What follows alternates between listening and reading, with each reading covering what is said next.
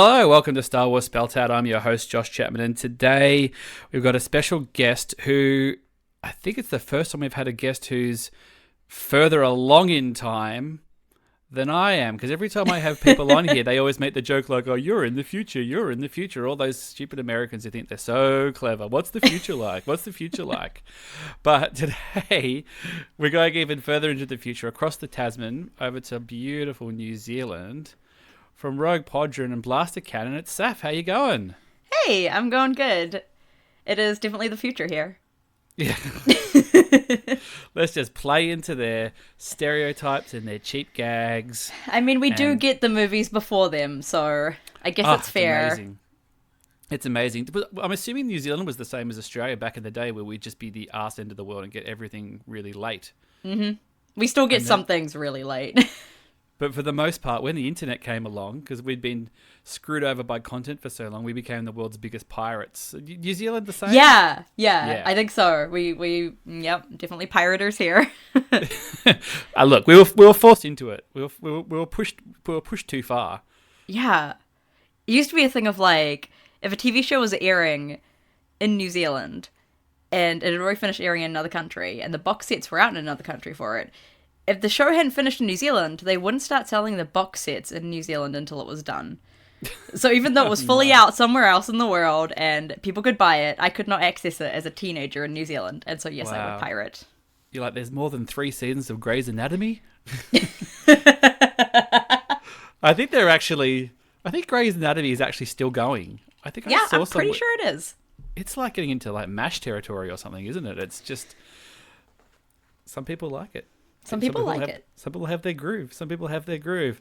Now we interact in the online world like lots of Star Wars people do, but we kind of had a funny sort of way that this kind of got set up. Really, was that you were basically just tweeting about what microphone you use, and it turned out that I use the exact same microphone, and it was like, hey, microphone buddy, we should put these to good use. Yeah, because everyone else basically uses like. I mean, I'm going to like gesture to the Yeti right behind me. Everyone else always uses like the blue Yeti or the blue snowball or other things. There are other things. I don't know what they're called. So finding another person who also uses the Rode podcaster, I was like, yes, Rode buddy. And I think that came from because the Rode, it's a great mic, don't get me wrong, but it has the worst stand that it comes with. Oh my God, the stand is so bad. It's like it would be like if your head was the size of your car and you were trying to walk along with a head the size of your car and you were just constantly tipping over and falling over. It's the crappiest stand. I actually bought the arm for it, so I'm hands-free here. Oh, that explains a lot. Precariously got yours balanced. I found a particular way of angling the mic that makes it stand exactly where I need it to, but if I move it at all, it falls over. I got some rubber that I shoved in the grooves to tighten it so it wouldn't move. Oh, that's smart. So it was like a piece of rubber and I poked some holes in to get it in so it would just tighten around the whole... Yeah, but so many times I've just recorded and it would go doon, doon, doon, and just face plant on the ground. So, yeah, I felt your pain. Mm-hmm. I felt the podcasting has come with a lot of pain. Yeah, it's a very specific pain. I fully recommend this mic to anybody listening and thinking about getting mics. It's a fantastic... But get an arm for it. Do not use the stand. Yeah. Please send Saf some PayPal so she can get an arm for her mic. If you like this episode, don't bother buying any merch this week. Just send a few dollars to Saf so she can get a nice arm mic. God, that would be the dream. I purposely actually bought the Rode one because I wasn't sure if it would be compatible. And then when I got it, it was like, oh, well, its ends are the same as any other mic. So you could probably get like a $30 eBay one. It would probably work just as well. Yeah, there's like a music outlet store nearby. So I'll probably go there at some point and buy one of their cheap arms. I need to get an arm as well so I can put the mic above my like reach so that I will stop knocking it off my desk because I gesture a lot when I talk. And so there have been many episodes of shows that I've been on where at some point you just hear my mic like get knocked right off the desk because I'm like gesturing dramatically and then it's just like, woo, there it goes. Like, goddamn road. The damn road. Now, geez. Yes. Now, you're on a few Star Wars podcasts, Saf. You know the deal. You know how the things go. News ebbs, news flows. Yep. Things happen, things don't happen. Now, it's pretty safe to say not a lot happened for a while there. We were just in a sort of, call a holding pattern kind of thing. Yeah, a little bit of little bit of a holding pattern, yeah. Now, I kind of didn't. I sort of was pretty just like, oh yeah, it is what it is. Because as far as like movie stuff goes, I usually just go on the precedence of what happened with the last one. And people are like, when are we going to get something about this? I'm like, well, Last Jedi kind of went through the same thing, and Force Awakens kind of went through the same thing. I was always like, once October happens, we'll probably suddenly start getting way too much of it. So like, I'm kind of enjoying the calmness of this moment before the storm. Yes. Now, we had a bit of a storm. The storm hit. The storm hit in a big bad way. Now, given that you're in the similar sort of time zone situations as we, did you just sort of get up in the morning, check the old Twitter feed, and that's how you kind of got the goss, the D23 goss? Yeah, generally, yeah. I would wake up and people would be talking about Star Wars, and I was like, okay, love it. Something's happening. Yeah, because the thing got shown at D23 first, right? Yeah, so I woke up to a bunch of jokes about something I didn't understand because I didn't realize that there had been like some kind of footage shown at D23, and I saw a particular Photoshop by Charlie Ashby. He was on last week. He was our last week's guest. He's so lovely. He's on my podcast network too. I love him. But he did a really bad Photoshop, like obvious Photoshop, of Rey's smiling face over Darth Maul's body, and that was like one of the first things I saw when I woke up, and I remember it very vividly because I saw that and I laughed a whole bunch. I was like, this is really funny because of the whole Maul being Rey's dad joke going along. Yep. I didn't realize it was related to like anything. And then I saw Danny, who's from Rogue Podron, replying with, oh my god, a screenshot leaked. And I was like, wait, there's something for a screenshot to leak from? So that was when I started to like think that maybe there was actually footage of some kind. It was from that particular interaction, in which Charlie then went on to say, Danny, you don't think this is real, do you? And Danny was like, of course I don't think this is real. He's like, hey, your skills are pretty good. I know, Charlie's an excellent podcaster and a lovely young man. His Photoshop skills are probably not enough to match ILM, I don't think, you know. I feel like if he really tried, he probably could. Yeah, if you really tried it, that boy could do anything. Shout out, Charlie, if you're listening. Hopefully. You were on last week. You bloody better be listening. He's like, I'm one and done and I'm out. Call me again in a year. Not allowed. Not allowed. So going in sort of knowing that D23 was coming, was it like all Rise of Skywalker that you were sort of hoping to stuff? Or were you kind of like, oh, I want to know about Mandalorian. I want to know about everything. I want me some Obi-Wan. I was keen for Mandalorian. I actually, honestly, because like last D23, we didn't really get any Star Wars stuff, did we? No, I think they showed like a sizzle reel, but it was amongst a bunch of other Disney stuff. Yeah, it wasn't like a big Star Wars thing last year. Yeah, I think they kind of learnt their lesson last time, because I know some people that I know who went last year were like, yeah, we queued up all night and we just got 5 minutes of Star Wars after like Mary Poppins Returns or something. Yeah, I remember people being real mad about that. Yeah. Which I can understand if you queued up all night, because, you know, we didn't even have to queue at Celebration for Star Wars stuff, so... Yeah, queuing up overnight is a hell of a time. I've learned that from experience. So I think because of last year not having much, I didn't actually think about, like, pre-D23 happening. My brain was like, yeah, there's not going to be any Star Wars stuff happening there. So... Other people, obviously, in the fandom who had paid more attention to everything, because I've been, like, I got a real life job out in, like, the real world away from the internet recently, which means that I don't spend as much time on the Twitters as I used to. Especially, like, the last couple weeks, just because it's been so busy. And so I kind of, like, did not realize that I was about to walk into a weekend of, like, new Star Wars news, all of this stuff. I saw the Kenobi thing because of the trades reporting it. Mm-hmm. Did you believe it? Yeah, because generally when those trades start reporting it, it's generally true at that point. It's which is like a discussion that happens every year. Yeah. But it was a little bit more than just some rumor, because every time someone saw Ewan McGregor walking past with a beard, it'd all just fire up again. Yeah. So like normally I probably wouldn't believe those rumors, but considering where they were coming from, I was like, yeah, I believe that. So I didn't actually expect to see any Kenobi stuff at D23. I was mostly just keen to finally like have the Mandalorian trailer out. And to finally be able to show my friends who didn't go to Celebration Mandalorian stuff, because I've not to be like, it looks really cool, but I can't show you anything from it. Were you in the room for there? I mean, I know we crossed paths very briefly at Celebration, but we don't know each other that well. So I remember somebody introducing me to you very briefly, going, oh, hello, how you going? Yeah. I've got to go do this. But you meet a billion people at Celebration. So So it's sort many of people. you always tend to sort of gravitate the people you spend more time with. I'm sure next Celebration will be like, yo, what's up? Absolutely. But so were you in the arena or on the spillover for Mando? Or Yeah, how'd I you managed to go get into for the arena panels? for that one. Yep. So yeah, I got to see that live. Actually, I don't remember. Yeah, no, I was in the arena for that one. And then I stuck around after it to watch the Clone Wars panel or whatever it was. I don't really remember. But either way, saw that and it was amazing. Yeah, it was funny. A few people who were in that room who saw the footage as well have sort of commented this week, now the trailers come out, going, oh, I was a little underwhelmed by the footage. I didn't think it looked that great in the room, but the trailer looks much better. I was going, oh, really? I remember thinking it looked great at the time. I didn't really think it looked budget or anything. I sort of just went, oh, it looks like Return of the Jedi has been shot like Rogue One. That's what I thought it looked like. That's a good way to put it. Yeah, just that sort of, it's a bit more slicker, a bit more gritty, and a bit sort of, but then it's like, oh, there's a Salacious Crumb monkey lizard, and there's the little ball thing that comes out like in Jabba's palace. I forgot about the ball thing. Yeah.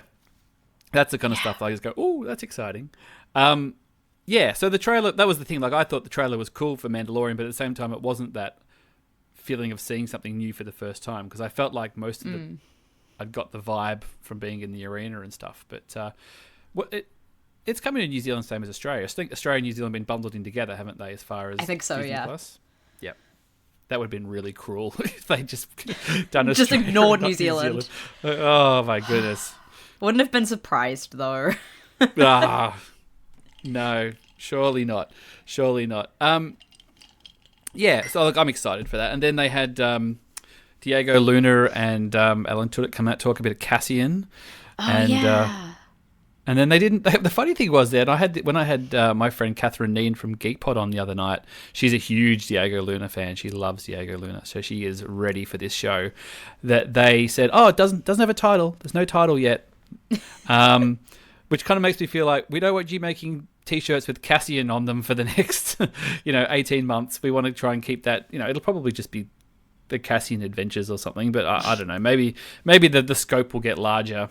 Who knows? It's I keep expecting it just to be called Cassian because everyone's been calling it the Cassian Show. So, in my head, it's already called that. Yeah. And if they call it whatever they call it now, you're like, it's no Cassian That's a Cassian show. It's like Galaxy's Edge. Everyone's still calling it Star Wars Land. Yeah, that's right. Yeah, get down to Star Wars Land. Ride the teacups at Star Wars Land. Oh my god, did you see how the thermal detonator Coke cups, the holder things, have been banned from TSA? Oh, so you can't take them on a plane? You can't take them on planes.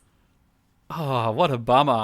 You got a souvenir, you got all the trouble of trying to smuggle them out. Well, I suppose you can just buy them at the shops, can't you? So, can you take a normal can of Coke? What are they? It's because they look like... they're like... Thermal I think detonators? it's because they look like thermal detonators, which aren't even a real thing. Like... Because apparently the reasoning for it is because they could be mistaken for the real thing. And I'm like, but the real thing is a fake thing, though. But don't they scan these things? Like, surely someone would just open it and like go, delicious Diet Coke. Well, this clearly isn't going to explode. I don't know. I just found that extremely funny. These rules are always in for a reason. That somewhere at an airport, some dude freaked out scanning some nerd's luggage that was full. He had 20 thermal detonator-shaped Coke bottle cans in his bag, and he just ruined it for everyone. Yeah, probably. I mean, they do get pretty scared when they scan bags. Like, I remember traveling through the States last year, I had my mic with me, and it was in my laptop bag. And at some point, like, I got pulled over after they scanned my bags, and they were like, okay, is this your bag? And I was like, yeah, it is. And he pulled out my mic, and it's like, it's not an It fell over and hit its mic. head. No, the stand was not attached, which I think was part of the issue. It was just the mic itself, which is like, a long device, kind of mysterious looking if you don't know it's a mic. And I had wrapped all the cables around it. And so I saw the scan screen of it. And I had a little clock tied in to my it bag. as well, and it was I was like, and he pulled it out. He's like, what is this? I'm like, that's my mic. And I looked at the screen. I was like, oh yeah, that does look like a pipe bomb. And he was like, don't say that. Yeah, don't say a pipe bomb so loudly. You can't just say that. And I was like, what? Whoops. Pipe bomb? My bad. Wow. So next time when you pull in for Anaheim next year, there's going to be a picture of you on a, do not let this lady into the country. I was about to say here's hoping, but he's hoping not. Yeah, I was hoping not. You want to be able to get in that room. And then obviously, we're just winding up on the D23 stuff, was the Obi-Wan Kenobi thing. So we touched on it briefly, but it's actually happening. He's actually decided he can't take the pressure anymore of people. Sometimes it's easier just to say yes to some things and then... I mean, I wouldn't be surprised if it was him knocking at Lucasfilm's door, like, let me in, let me be Obi-Wan again, and they're just finally like, okay, you can be Obi-Wan again. I kind of had the feeling that that was like in case of emergency, break Obi-Wan Kenobi glass. You know what I mean? Like if we have a few duds in a row, and we've got to win the people back, that you bust out the Obi-Wan Kenobis. But look, it's great. Sense. I mean, do you sort of like they said 8 years after Revenge of the Sith is going to be set? I mean, I don't really know much about that time period. I don't know about you. You sort of more sort of versed on the books and all that kind of stuff. Do you have any sort of thoughts about how you think it'll go down or what you think that'll happen? Because that's like pre-Rebels era, isn't it?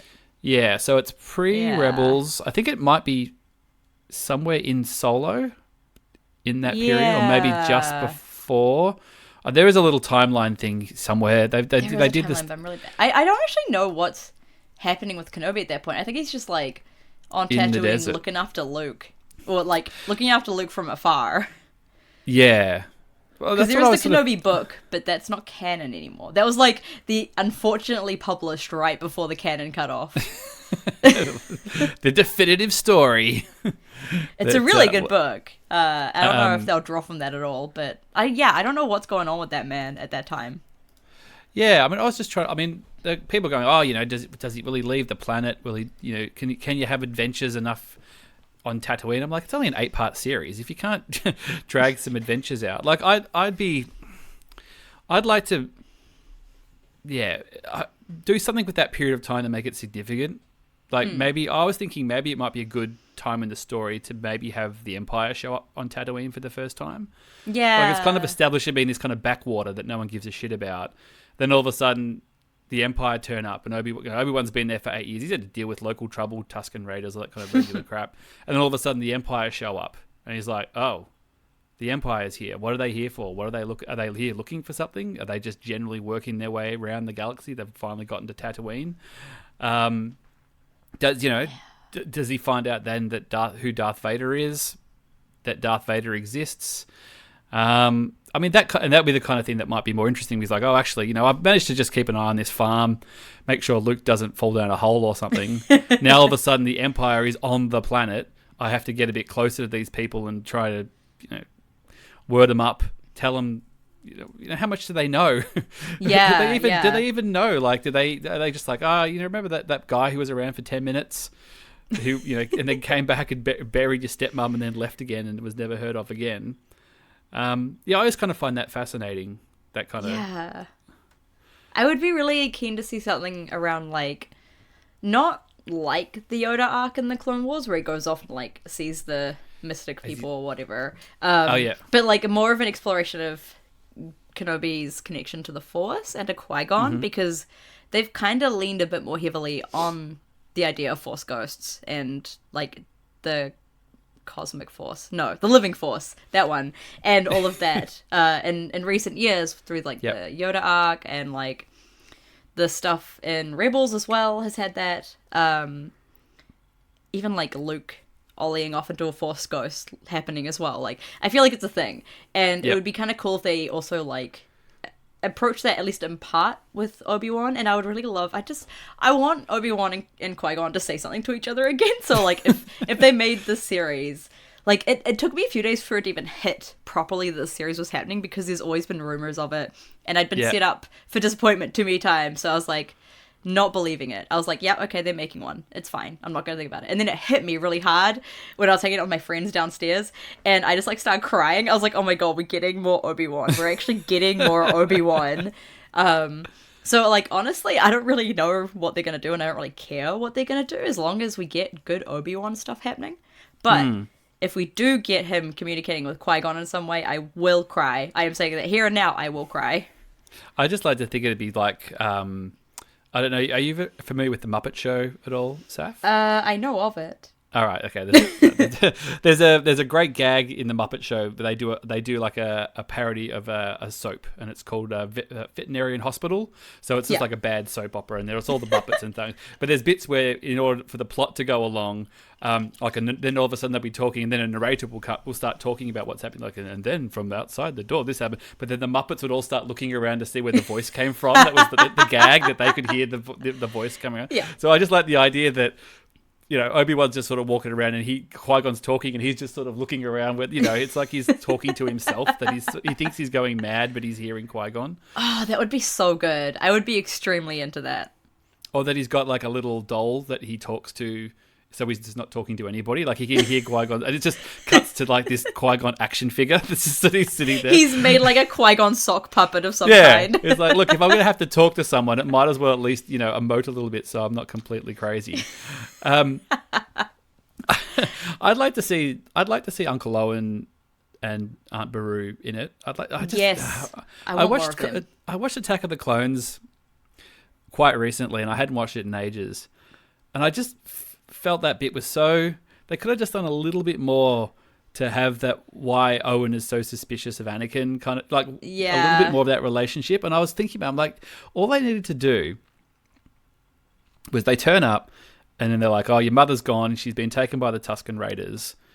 That scene there, they could have just had Owen go, I'll take you to the camp, I'll show you where they are, let's get in my speeder. You can show Luke's speeder, a bit more new. They get it to the camp, and basically, he goes in, takes him to the edge, and Anakin's like, wait here, I'll go get her and I'll come back. And you could have the whole scene play out exactly the same, but Owen basically sees what Anakin does. Like, he's basically looking and sees him go apeshit, killing all the Tusken Raiders, coming back. Then he's basically got a real reason to be like, you can't be like your dad. I know what your dad's like. I know what he's capable of. I've got to, sell you this story. I just feel like a little bit more of that is really good. That would make a lot more sense for his motivations. Yeah, that's all he needs. He's still just like, oh, I've got this guy's kid, but, he's dangerous. Who knows what he's capable of? All this kind of thing. And anyway, I didn't write it. I'm not going to pick holes in it, but I was just watching it going, I just felt, but maybe they'll play into that more. Like, I would like to get more Beru and Owen, because they play such a significant part in Luke's childhood and him growing up. They're his parents for that time. And it always makes me sad that they're kind of done dirty by the fact you don't actually get much of them and Luke, like, together. And then they die and they're kind of just forgotten by the story. So I would like more Luke of him. moves on pretty quickly. Yeah, Luke really just kind of, he's like, oh, okay, I'm out, bye. I'm out. I'm going with this old guy. I'll see you later. I'm worried about getting in trouble a few times, and that's about it, really. But so I don't know. We'll just have to see. They said it's all written. I think it'll be good. I mean, I guess we're predisposed to think it'll be good regardless. But I mean, if Ewan's doing it, they don't really at least it'll be nice to look at. That's right. That's right. Well, he's aging. I think he's going to be age appropriate. I think for the character. I think somebody said that I think Ewan's 48 now, and then on the timeline, Obi-Wan's around that age. Anyway, so that works pretty well. But he doesn't age like mortal men, really. Ewan McGregor. He looks younger than I do, and I'm younger than him. But anyway, I mean, celebrities, that's how they do it. There's the breaks. Yep. Now they got the money. Though I do also my personal little secret tiny hope is that they're doing an Obi-Wan series to somehow play off having him as a Force ghost in The Rise of Skywalker, because I really want a lineage Force ghost thing to happen. I don't know if it will, but I'm just really keen on this idea, and I have been since The Force Awakens, I think. So in my mind, there's this little teeny weeny hope that they're doing these two things around the same time, because then they can be like, look, he's in the movie. Now go watch the TV show about him. Hey, you remember him from the movies. You've watched the movie. Now subscribe to Disney+. So you're quite happy to have young Obi-Wan Force Ghost? He's like, hey, yeah, look, I'll do what I want. Make myself young again. You get young Anakin. Why not? Yeah. I mean, I feel like they could do some stuff over him to make him look a little bit older. Yeah, but you might as well just put Alec Guinness in there. Just use some B-roll. but then Like, that's if you might as well weird. have, yeah, if he's just sort of Alec Guinness with his toupee slightly falling off or something, just in the background. I also feel like Alec Guinness would extremely hate that and would probably come back to haunt everyone. That's very true. Although I think his family probably likes that sweet Star Wars money that they still get. Didn't he get like 1% of everything as part of his deal? Oh my god, damn. I think that's true. I don't know if I think maybe that's an urban legend. Somebody write in and I actually tell have me. no But clue if that's true. Yeah, someone please tell us if this is true, because if that apparently is, he got like 1% of all Star Wars profits or something. I wouldn't be to do it. surprised if that's what George had to do to convince him to do this. Although Like, at the my time, favorite it was- thing is, I mentioned this recently while watching Star Trek with some of my flatmates, like old Star Trek, is that I extremely love Shakespearean actors and really goofy sci-fi things, because the Shakespearean actors go one of two ways. They either act their damn hearts out because they can, or they're just really sick of it. They just hate being part of this because it's below them. And that's Alec Guinness. Right there, that's Alec Guinness. But you can just get, like, the dynamics you get from that are just so good. It's my favorite thing. I'd like to know what his. I'm going to have to look up really quick here. Like what he actually did before Star Wars, like leading up, whether it was sort of, like a thin couple of years for him. Whether it was, because he was obviously a very successful actor, but it wasn't like you're getting paid crazy money all the time. What was he doing leading up to Star Wars? Okay, he was in a movie called Murder by Death. He played Julius Caesar on television before that. Damn. He played Hitler before that. Oh, yeah. All right.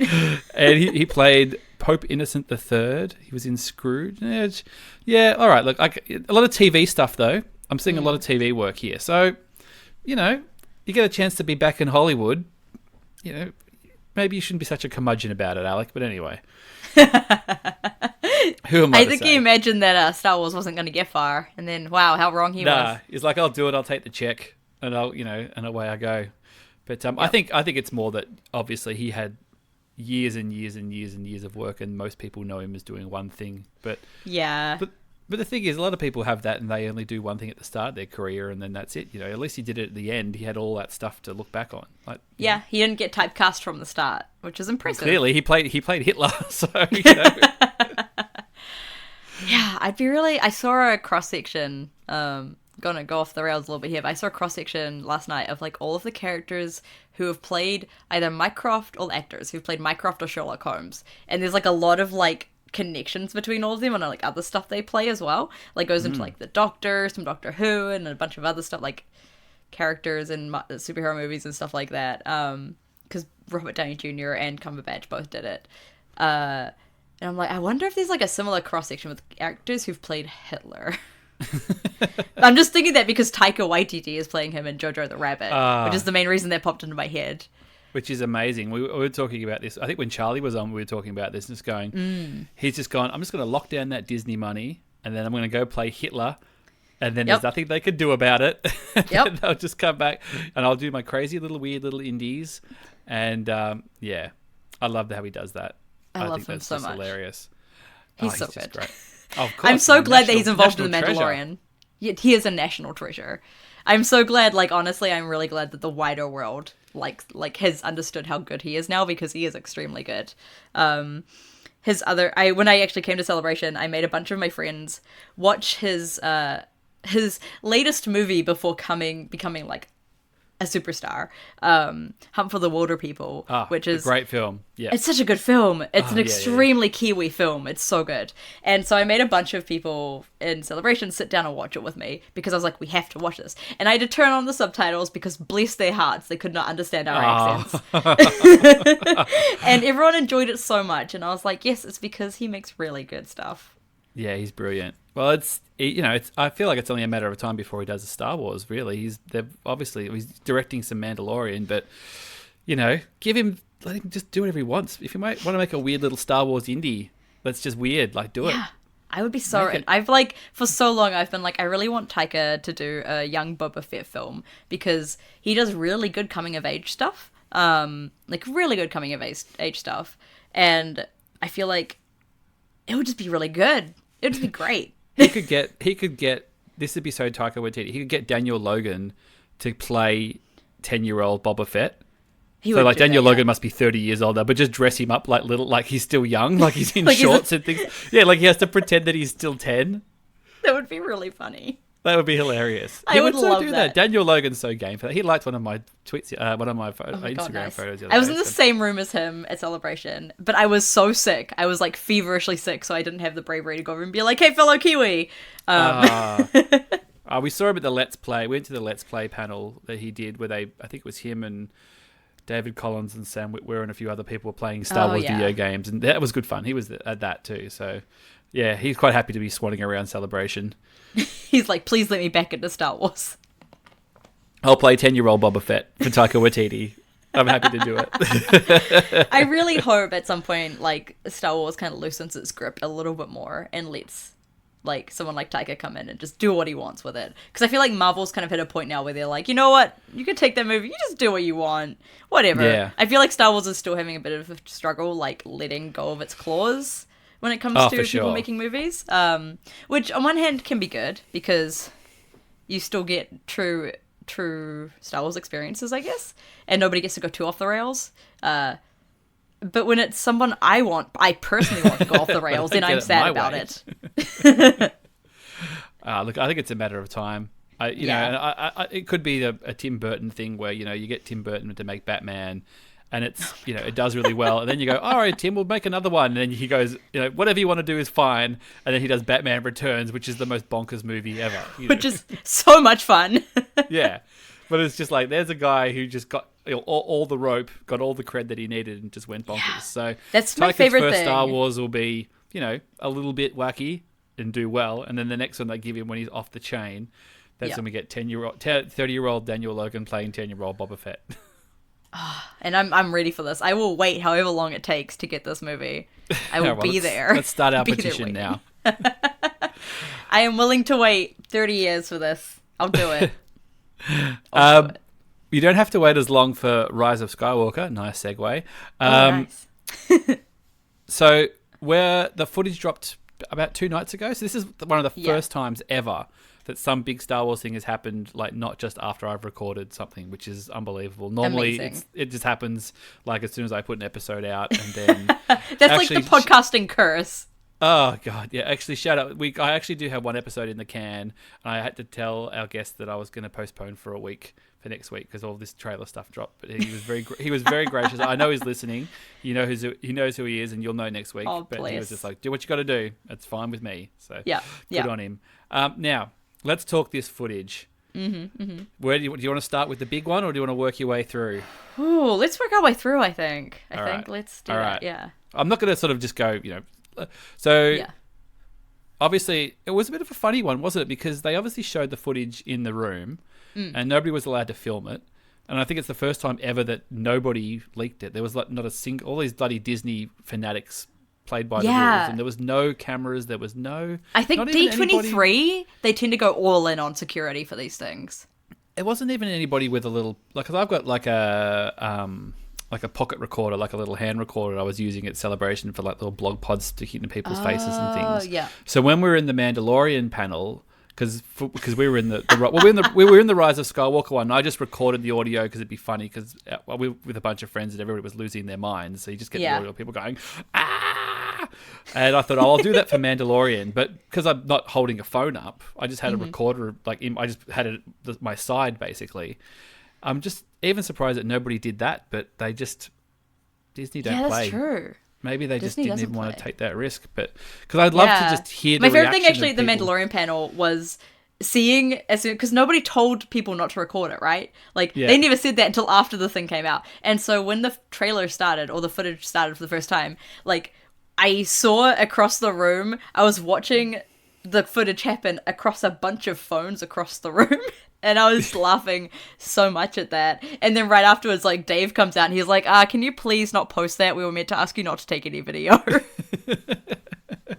And the funny thing also, that was the where they kind of looked like they wrapped up. And then people started leaving. Yeah, Like people got halfway out the door because like, I've got to get down because I'm going to get an autograph with whoever, Daniel Logan, and then they said no, come back, we're not done. There's more stuff. Don't worry. Yeah, there's more stuff. Oh, that panel was a little bit of a mess, but it was fun. Yeah, it was a bit loose, wasn't it? But I mean, did you go to the Phantom Menace panel? Yes. Oh, that was fun. That was fun, but everybody was just like, where's Ewan McGregor? Yeah. And then George Lucas shooting that really bizarre footage where it looked like he was just in a restaurant and someone shoved a camera in his face. Oh, that was so weird. George Lucas is such a strange man. He's basically a cryptid. Yeah. It was funny, though. I mean, we would make the joke that it would have been funny if they sort of, the shot kind of panned to his left and you can just see, like, Chicago out the corner of the window. Like, he was like, just down the road. Like the bean in the background. Yeah. Like, he just couldn't be bothered to come down 3 streets to say hello. Oh, that would have been really funny. Bless his heart. Yeah, so this Rise of Skywalker footage didn't leak, but obviously the descriptions leaked. So even all the stuff that sort of happened, obviously the big stuff was all kind of talked about before. So it was a bit of a funny thing where I was I put it on and I was going, all right, I feel like I kind of know what I'm going to see, but I'm still happy to see it. Did you just sort of, what time did it drop in New Zealand? It must have been, it was around 1 a.m. in the morning, or did you stay up?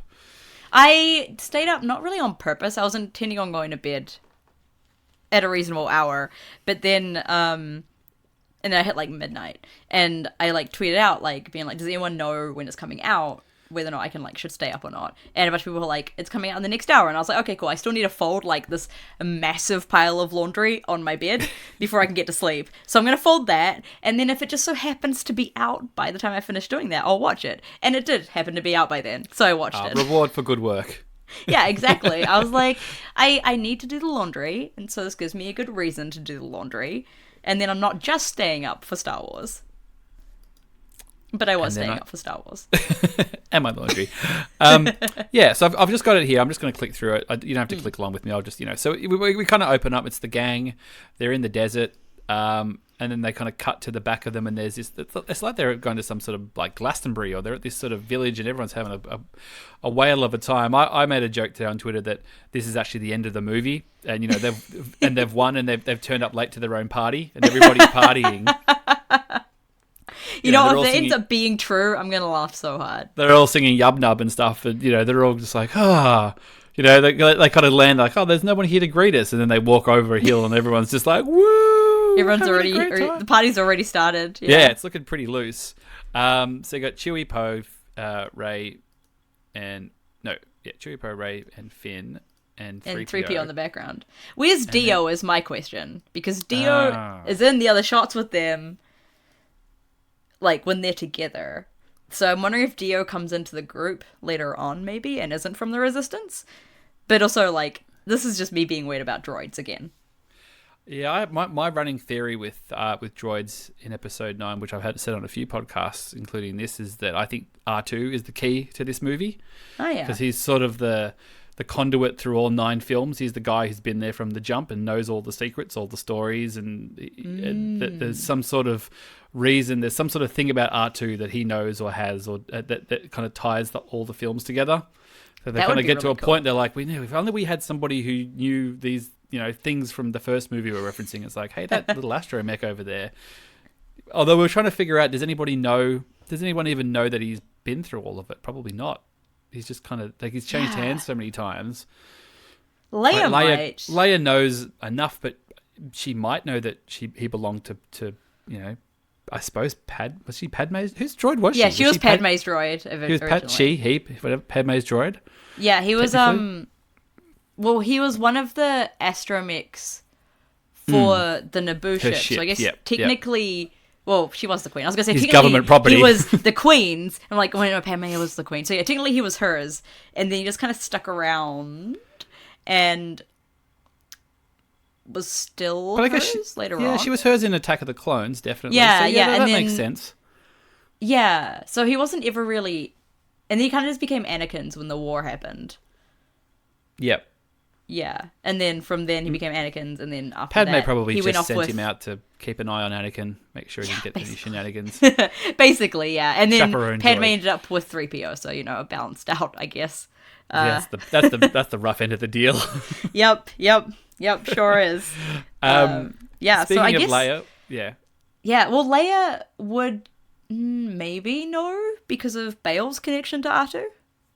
Yeah, I guess someone must be just like, Surely Nobody Leia's ever asks droids questions, so... Well, that's the whole thing. That's why I kind of like it, that it's like at some point they'll get stumped or they'll need an answer or something, and then it'll be like, R2, you know the answer to this? How do you know this? And he's just like, dude, I've been here all along. I'm the keeper of all the stories. Nobody ever wiped my memory core. Yeah, I know nobody everything. I just sat here. So I feel like he's a good bookend of someone who's been through the whole thing. Like, I don't know.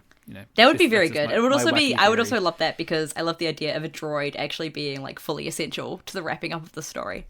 And they've kind of been there through the whole thing. So, I mean, we're seeing stacks of 3PO. We haven't seen any R2. So I'm kind of just like, maybe they're purposely hiding R2. I mean, I know he's been very underused the last 2 films, but it's weird that they haven't shown him at all in anything. Well, they haven't really shown any BB-8 in this either. Like, not much of BB-8. So I wonder if R2 and BB-8 are like doing something. Maybe.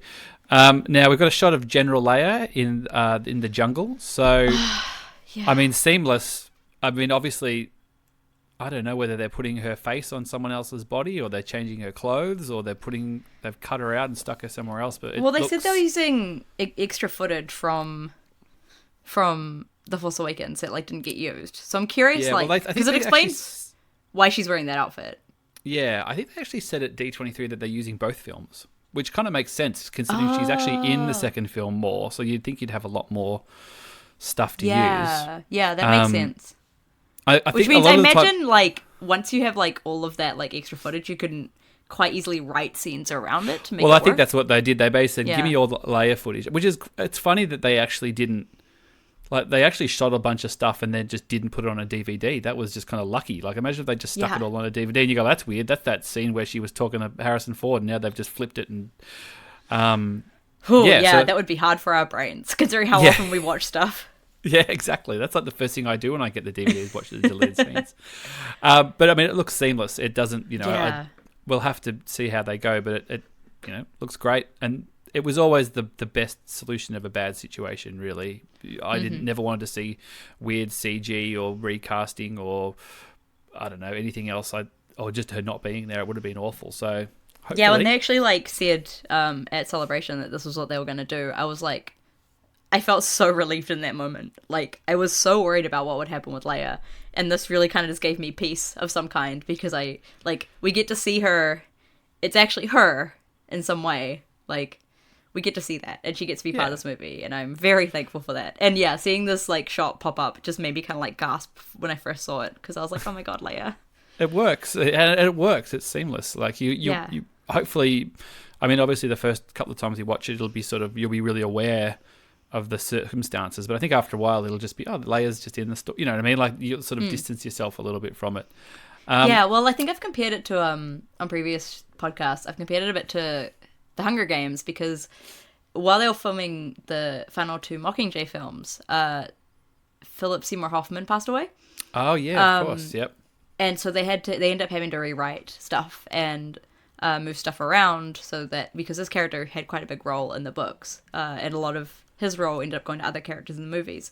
And there are times where they did use footage of him from unused footage from the previous movie and stuff, because they filmed the 2 back to back. And yeah, at first it's kind of jarring because you do know he's not there, but he's gone, and it's jarring and sad, but it does it still adds a lot to the movie to know that he is still there. Yeah, you'd rather have him there than not there, and even if you have to, but again, once you get used to the film, you don't sort of, you just sort of accept it. That's the way that it goes, really. Yeah, I mean, I've gotten used to weird CGI Tarkin now, so I can get used to anything. Yeah, I think it actually was when Charlie was on, we were talking about the the deep fakes and stuff that they do. Have you seen the Bill Hader one where he turns into Tom Cruise?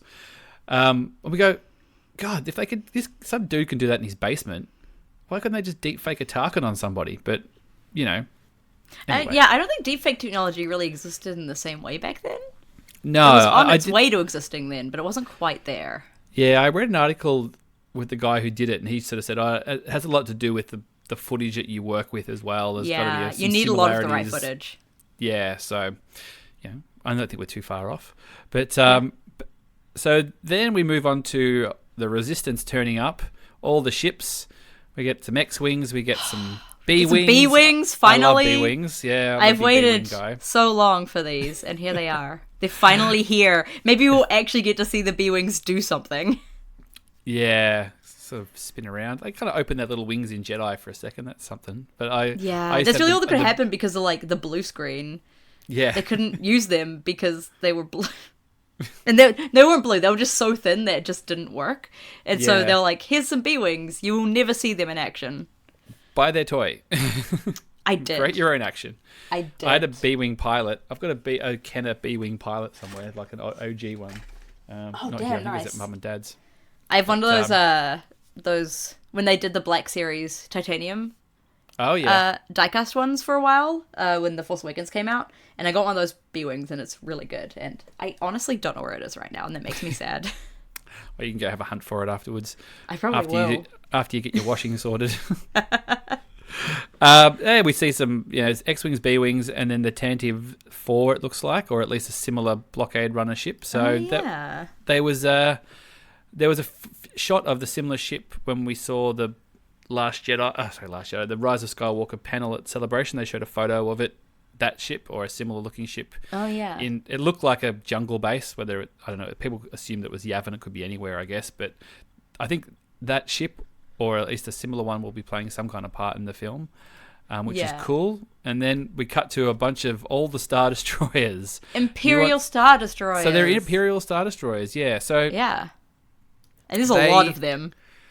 Yeah, and it all looks like it's not in space, so it looks like it's all in atmosphere.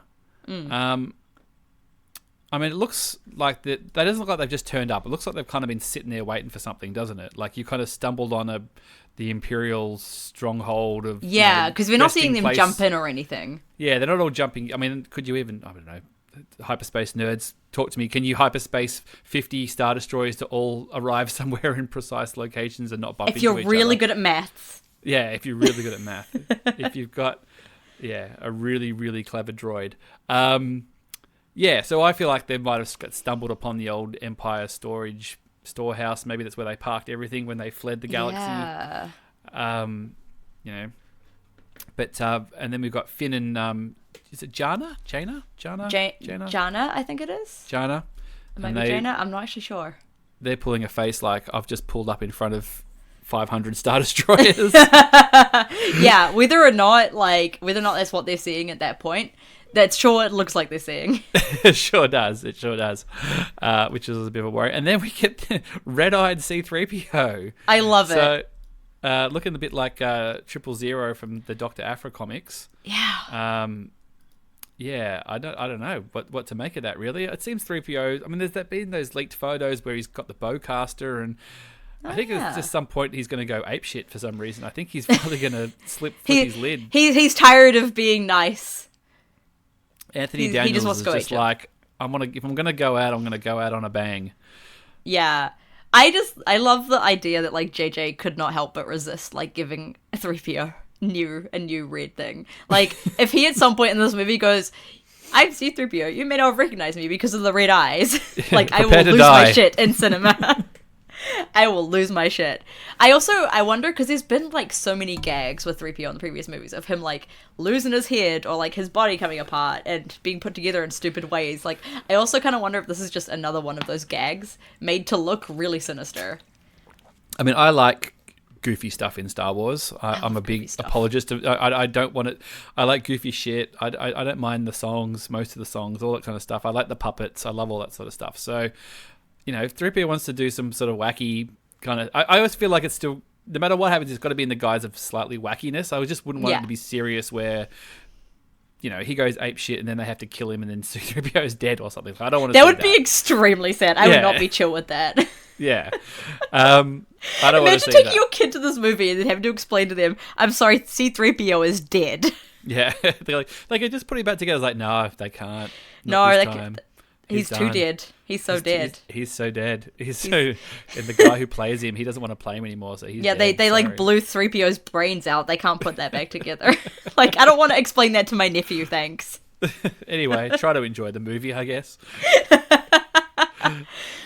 My favorite thing about this is, like, in context, seeing this and then the next shot, which is like these lasers tearing apart this like landscape. And I saw a joke on Twitter last night that like C-3PO, I say last night, it was when this came out, that 3PO now has laser eyes installed, and these are 3PO's laser eyes, and now I can't stop thinking that whenever I see this. They put a Death Star in C-3PO. They're like, we're doing another Death Star. Like, really? It's like, hey, hear me out. We're going to put it inside C-3PO. And he's going to use his laser eyes to blow everything up. The image of that is so funny to me. I love it so much. It's probably not what's happening here. This looks very, like, not Death Star. This looks more Starkiller-y. It does, doesn't it? It doesn't look... I mean, the scale around it, it looks like a mountain, so it doesn't look like a huge... laser blast. It doesn't look like a planet-killing laser blast. It's big. It's gonna wreck your ship. It's probably not gonna. It's like an orbital. Like if there are a bunch of them, that would be like an orbital bombardment kind of thing. Yeah. But there's only this one that we see, so it's a very precise strike. I'm assuming on something. Like they're striking something in particular with precision, and like it does look. I think it's just because of the colors of it being like red and dark. Makes me think Starkiller. And the fact there's no sun in the sky, but also building another Starkiller is stupid. So they may have just like Starkiller-esque technology, maybe, or maybe they just have big ass lasers. I don't know. Yeah, they just want to blow some stuff up. Yeah. And then we're moving on to Rey doing some training. So I think that this is very early on in the film. Like I'd say this is probably the first 10 minutes of the film where we catch up with what Rey's been up to. Yeah. And she's doing some training, keeping her skills up. Which is good, you know. She can't just be like Luke Skywalker who gets his butt kicked and then turns up a movie later and all of a sudden is an amazing Jedi with no explanation whatsoever how he got so good all of a sudden. But anyway, you know, I like that she's got the blue saber back in there as well. Like seeing that was real nice. Yeah, and she's doing some sweet sort of flipping, throwing around some moves. She's doing those moves you can do in the games, the video games. Yeah, and then she sort of does this sweet little catch, and then. Some people are going on about that she's got a red ribbon in her hand. I like it. Like my first thought when I saw it was like the red of The Last Jedi. So in my mind, I was like, oh, obviously it's like a memorial ribbon for Luke. But then the more I thought about it, the more I was like, that's not an obvious answer at all, Saf. Like, why would that's not obvious. But that was kind of where my brain went with it. She could just be like, I've been doing this all day. I got a bit of a blister. This is how I don't get blisters on my hands. Yeah, in my brain it was like a memorial sash for Luke or something. I don't know. I don't know if you have like replica lightsabers or anything like that, or whether you get into that kind of stuff. But like the Rey's lightsaber, Anakin's lightsaber, Luke's lightsaber. I've got the Jedi like the VR thing. You know, you put because they basically charged like $350 for them. No one who bought any, and then you could get them for about $50. So I bought one. Damn. Yeah, they're really cheap now. They're actually like I got it for like next to nothing, but. The thing that you wave around is basically like a scale replica of Rey's lightsaber. Like it's actually really, really good replica. But the thing is about it, and when I was at Celebration, my friend Eric Struthers, he makes sabers, and he had an amazing replica that he'd made. It's the world's most impractical lightsaber. It's got a bloody great big like notch right in the middle of it where your hands go. Like it's really hard to grip. Like it doesn't like all from that point on. They were like, you know, like Luke's one's got a proper handle and Obi-Wan's, all the prequel ones. But for whatever reason, there's a bloody great big notch right in the middle of that saber, so it makes it really hard to grip. So no wonder she's got a little thing on her hand. Yeah, she's the only smart one who's been like, this is impossible to use. I'm going to make it a little bit easier. Yeah. I might be a Jedi, but I don't want to get blisters on my hands all the time. Yeah, jeez. Blisters are no fun. Oh, God, no. Now, we're moving on to Kylo, strutting down. He's got his lightsaber out, walking away from his X-Wing. His TIE fighter. He's looking very feral. Yeah, like it looks like it could be snow. It looks like it could be sand at night. It's a little bit hard. The ground looks quite dry, so it could be the... I think that's... Oh, yeah, it could be a desert at night, or it could be snowy. And I'm inclined to say snowy just because we've seen, like, the previous things, like with the laser shooting down, looks snowy. Like snowy mountains. And it has a similar color palette to this. Yep. Is why I'm more inclined to say snowy, but it could easily be a desert at night. Look, misdirection. You know, JJ is the king of misdirection, and we'll get onto that in a second. But I mean, just think of like what the lightsaber in the Last Jedi trailer, with Rey like raising the lightsaber, which was actually a reverse shot of her putting it down. But in the trailer, they made it look like she was raising it up to attack someone, and that was some good misdirection. We caught on way too fast. People caught on way too fast with that, but they tried their best. Yeah. Ah, look, don't believe anything you see. And then we get to Kylo and Rey having a bit of a smackdown on top of a big piece of metal, looking very Death Star-ish in the middle of an ocean smashing around. I mean, the visuals are amazing. I always love when they can think of new places to put lightsaber fights in that we haven't done, and certainly and I do love waves. I am a big fan of like oceans and stuff in sci-fi. Like, I think it's something that we don't get enough of, like big stormy ocean stuff, and so this makes me very excited. Yeah, it looks great. And I have a feeling with this, looking at this footage. Like, have you seen Avengers Endgame? Yes. And the thing about Avengers Endgame that sort of struck me, the thing, spoilers for it, but if you haven't, everyone's seen it. It's fine. Everyone's seen it. That like, they basically sort of did the thing that you thought they would do in the first, like at the end of the film, in the first sort of 15 minutes of the film. You know, they kind of went out, found Thanos, killed Thanos. And then you're like, oh crap! Like, where do we go from here? Like, what do we do now? Like, all bets are off. Like, anything could happen. Kind of, you know. I have a feeling that they might do something similar in this, where they might actually, like, a lot of stuff that we think is the finale, or would be, you know, stuff like these big lightsaber things might actually happen earlier in the film. Like, there might be a sort of a showdown early, and then the ramifications of that kind of run on later. I wouldn't be surprised if there was kind of show off early on. I do wonder, like, if this feels like it must be climactic in some way, just because it's on the poster for the movie. Yep. Again, misdirections. I know, it could be misdirection. I always feel like, I'm always like, but the Star Wars movie posters don't misdirect us. They're always good. But I guess they did misdirect us with Rey, because we never saw that she had a lightsaber in The Force Awakens. So I guess, I could be fooled again. Could be fooled again. I can't trust no man. I can't trust no JJ. And then we get to dun dun dun dun dun, because she's bad, she knows it. There she is. Right now. Who's bad? There she is. She's throwing down the double blades. I love it. She's doing the little swing and the flip. I love that snappy lightsaber. Now, I have to honestly say that this was not something that I even considered. I mean, I've seen cosplays, I've seen fan art, I've seen fan theories, I've seen Twitter things, I've seen people talk about this kind of, you know, dark side Rey stuff, and I always put it down to sort of fan fiction nonsense. But, you know, here it is. Like, it's in one way or another, we'll see it on screen. You know, like, I kind of go, oh, well, you know, if it is a misdirect and that battle kind of happens at the start and Rey gets pushed over the edge and something happens, and then all of a sudden we're dealing with a dark side Rey early in the film, and you know, things change, but who knows? I mean, what are you vibing if you had to place it? I don't vibe her actually going dark, like her touching the dark side a little bit, yes, but I don't. Star Wars, like, as much as people like the idea of like Star Wars being subverted and stuff, and like whatever, Star Wars does have like core themes, and Rey turning evil right at the end, it goes against all of that. Yeah, good has to win at the end.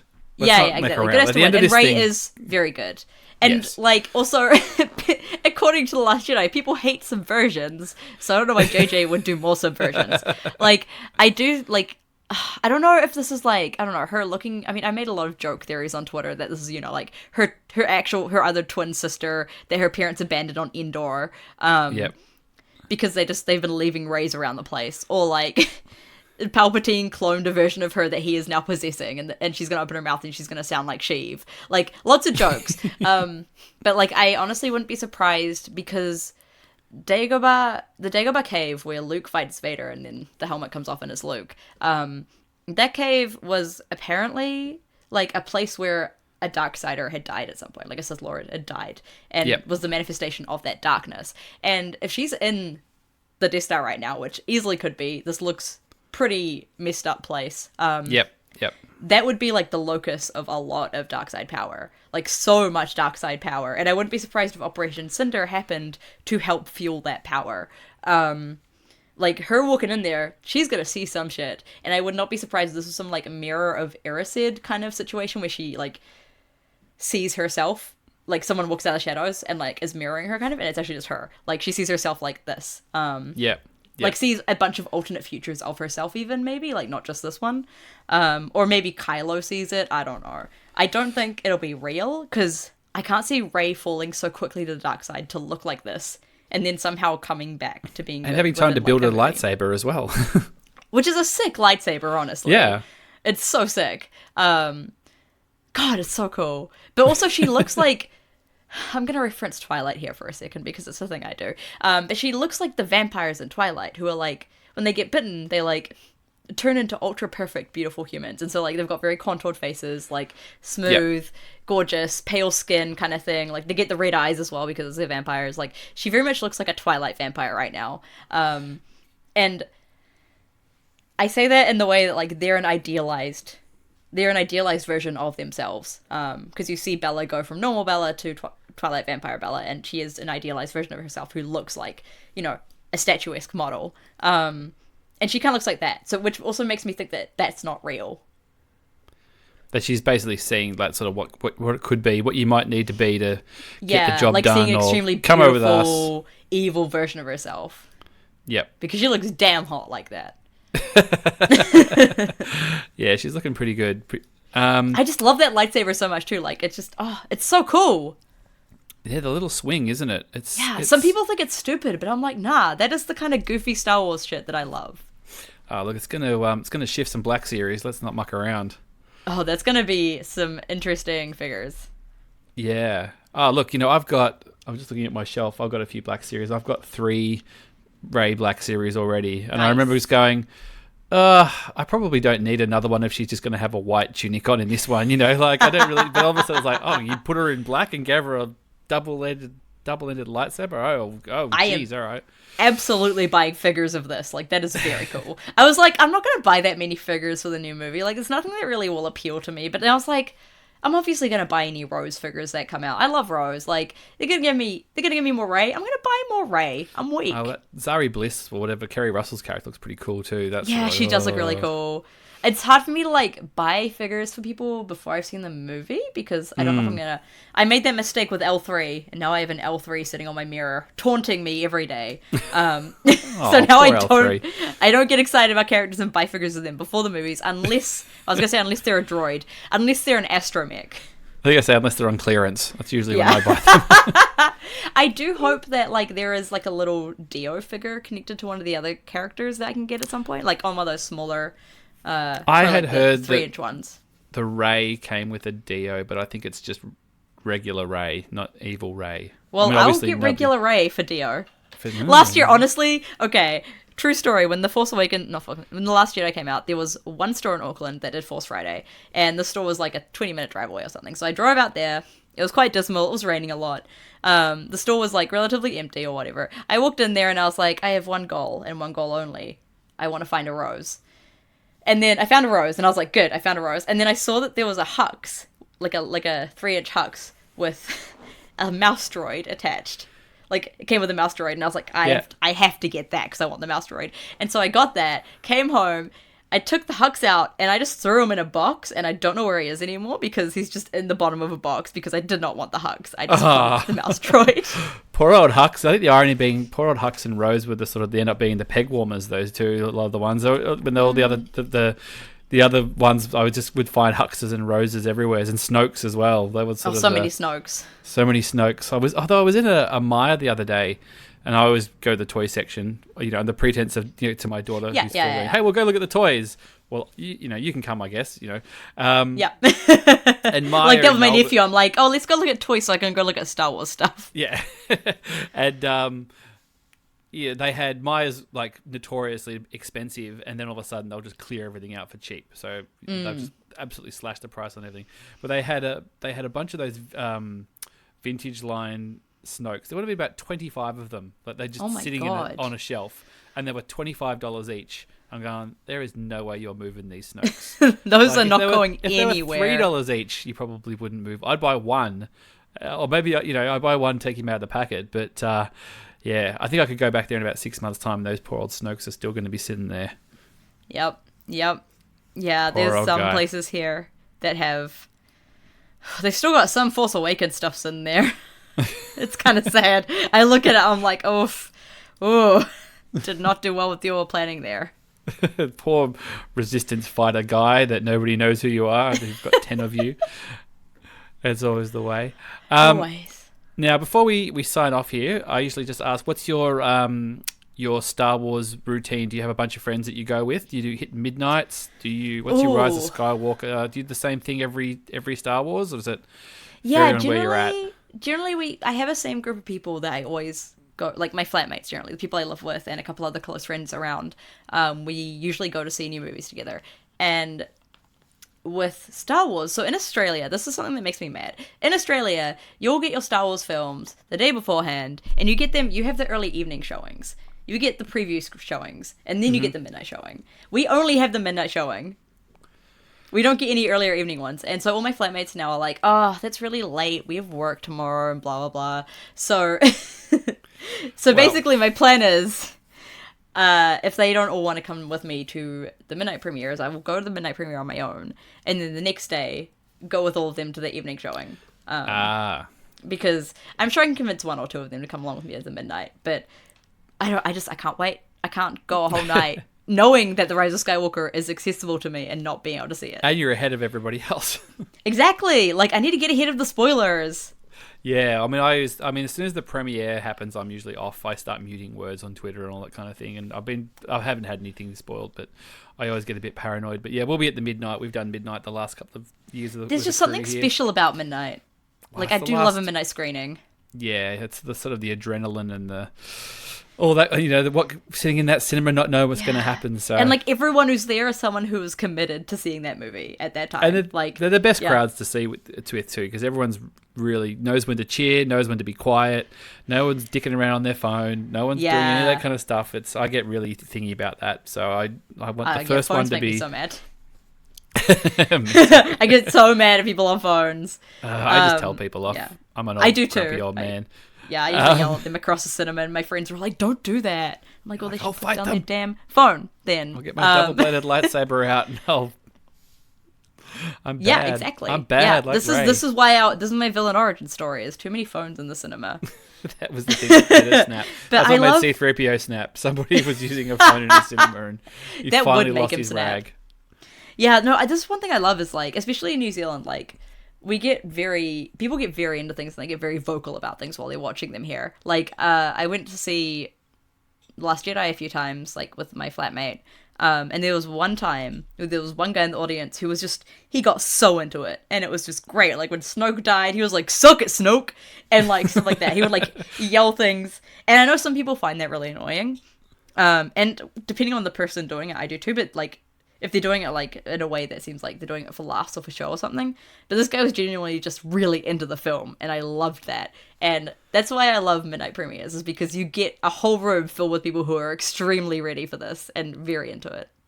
Oh yeah, look, I'm definitely ready for it. And we're just gonna get a smorgasbord of Star Wars. It's coming up. I can't wait. It's wild. We're getting like Mandalorian, Fallen Order, and then we're gonna get Rise of Skywalker. Like, I am actually not ready for the amount of Star Wars we're about to get.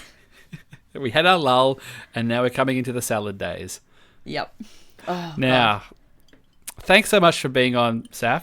We've been trying to line things up a little bit over the last few weeks. It's always tricky because I've got a very particular window, and then you've got a particular window, and that's the way podcasting goes. But I'm so glad we had the time to do it, and we'll get you back on again if you'd like to come back anytime. Absolutely. Like, thank you so much for having me on. I had a good time. I mean, Rogue Podron always sounds like you guys are having the best time. I don't think anyone's laughing amongst themselves more on any other podcast more than those guys. Or you guys. Now, walking in on someone else's conversation. So plug away all your wonderful things before we send you off. Yes, so I am Wanderlustin on Twitter, WANDERLUSTIN. I also podcast on Rogue Podron and Blaster Canon. I have a podcast network which has a couple other Star Wars podcasts on it, which is Imperial Senate, which Charlie is on, and Sapphic Skywalkers. which is a queer Star Wars kind of thing. And the other active show is Wodesi, which is about cryptids. Nothing related to Star Wars, but it's a very good show. That's okay. You can plug non-Star Wars things here. That's cool. Yeah. And then I also have a Patreon, which is Wanderlustin as well, where I write a bunch of stuff about game development because that's what I do. So chuck her a few shekels so she can buy a microphone arm, everybody. Yeah. Help me out there. Awesome. Well, you can find all our stuff at starwarsspeltout.com. Leave us a review on iTunes if you haven't already. That'd be great. Thanks for everyone who keeps downloading. Thanks for everybody who's been buying our t-shirts, which has been amazing. The one we've just made, the Salacious Crumb Chicago Cubs mashup one we've just done. Yes, that's a real thing. I'll send you the link afterwards. That's become our fastest selling t-shirt ever for some crazy reason. I think because Claire Stribling's been flashing it all over the internet. Yeah, wouldn't be surprised. It was the only reason we did it was to amuse Claire, and then it actually turned a profit. So, well done. Amazing. Awesome. Thanks so much, Saf. Thank you. All right, we'll speak to you soon. Yeah.